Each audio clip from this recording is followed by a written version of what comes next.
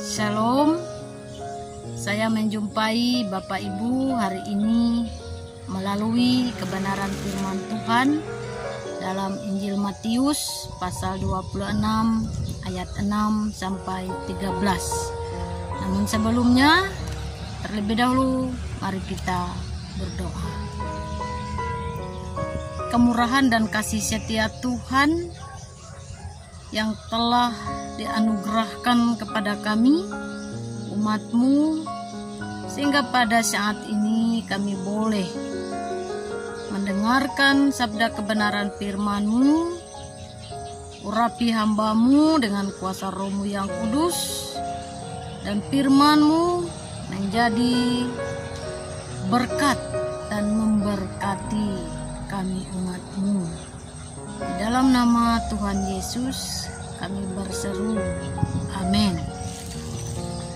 Matius 26 ayat 6 sampai 13, Yesus diurapi. Ketika Yesus berada di Betania di rumah Simon si kusta, datanglah seorang perempuan kepadanya membawa sebuah buli pualam berisi minyak wangi yang mahal.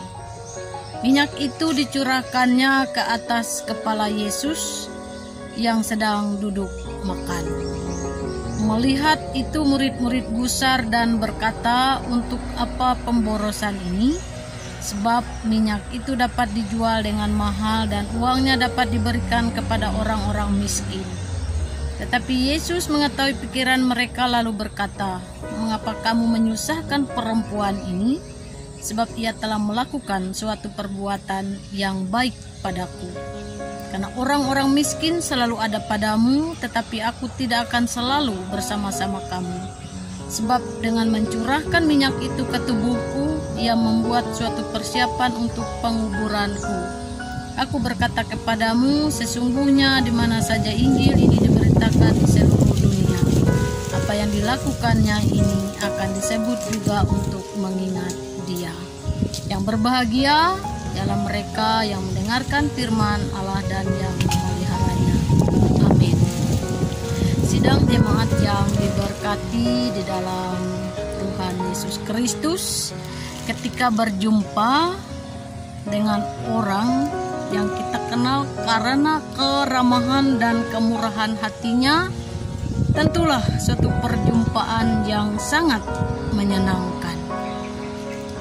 Dan di dalam sebuah keluarga yang tidak jauh dari Yerusalem, ada seorang perempuan yang datang kepada Tuhan Yesus, menunjukkan keramahan, kehormatan, dan kemurahan hatinya.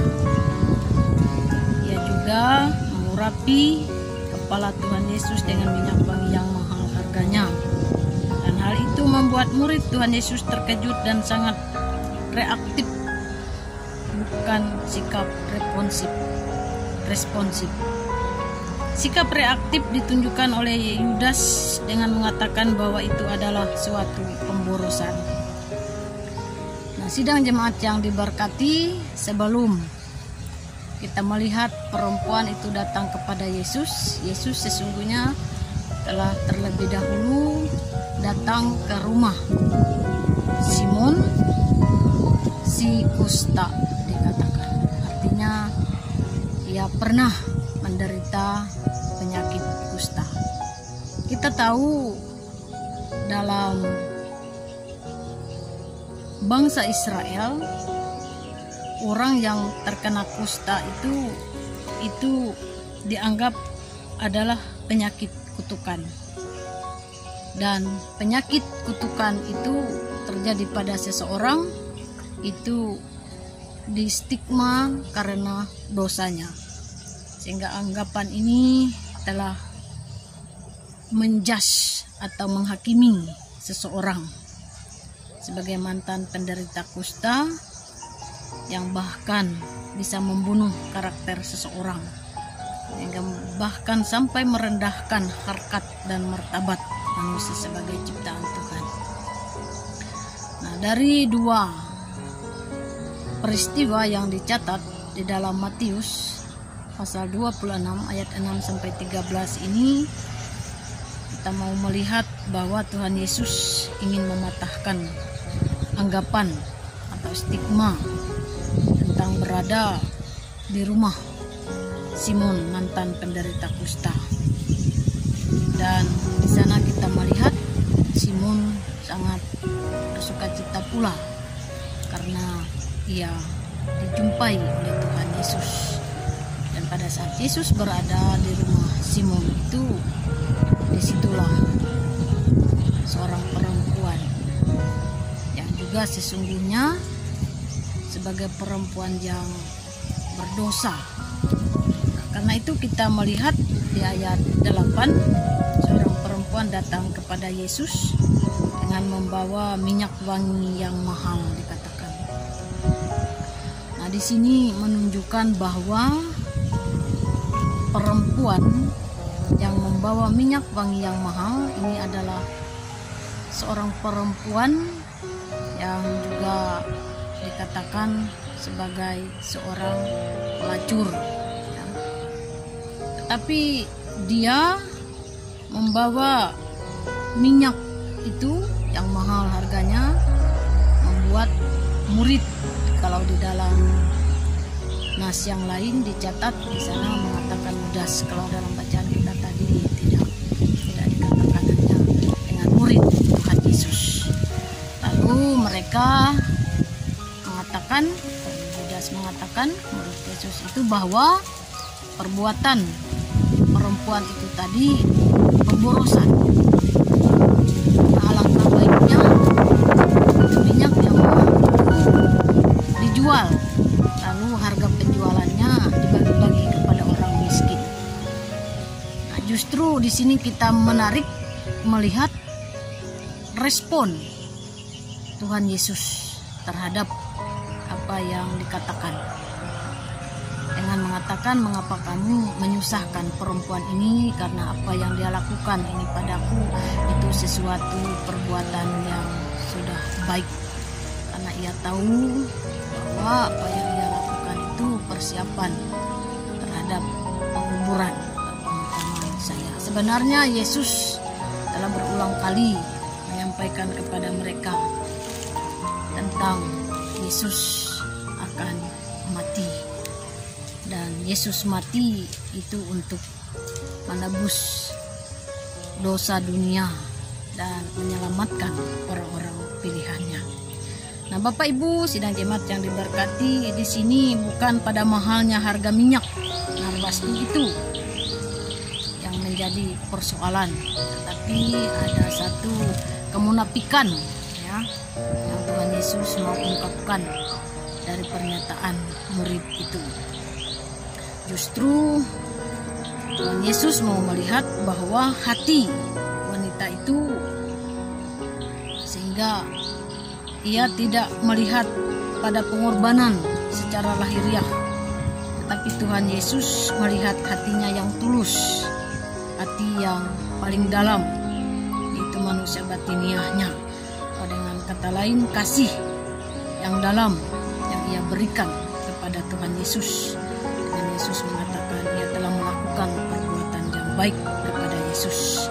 Perbuatan baik di sana kita bisa katakan adalah penyerahan hidup yang totalitas yang ia lakukan. Dan penyerahan hidup yang totalitas kepada Tuhan seperti yang dilakukan oleh seorang perempuan yang berdosa, yang sudah diampuni oleh Tuhan Yesus, dan hanya Allah yang sanggup mengampuni, memerdekakan hidup manusia dari belenggu dosa. Tentu kemerdekaan itu mendatangkan sukacita, kelegaan, dan keselamatan untuk ia terima dari kasih Allah.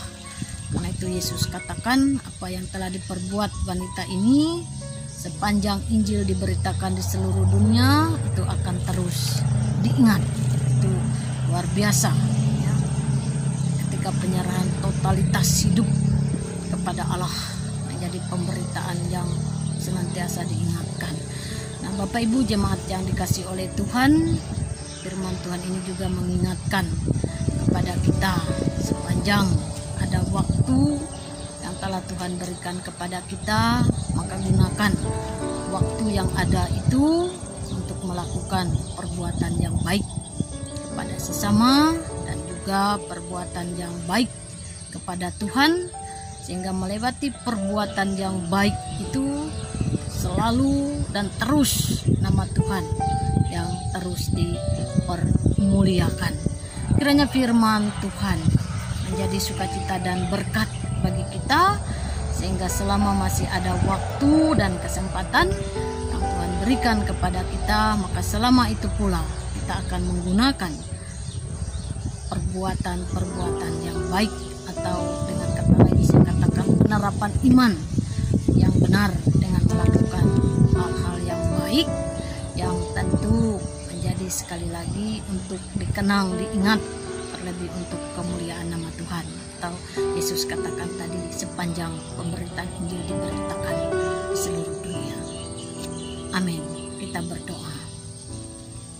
Firman-Mu, sabda kebenaran firman-Mu telah kami dengarkan. Kiranya menjadi berkat bagi kami, sehingga mengingatkan kami sepanjang diberikan waktu dan kesempatan, sepanjang itu pula kami melakukan perbuatan baik untuk memuliakan Tuhan. Amin. Shalom.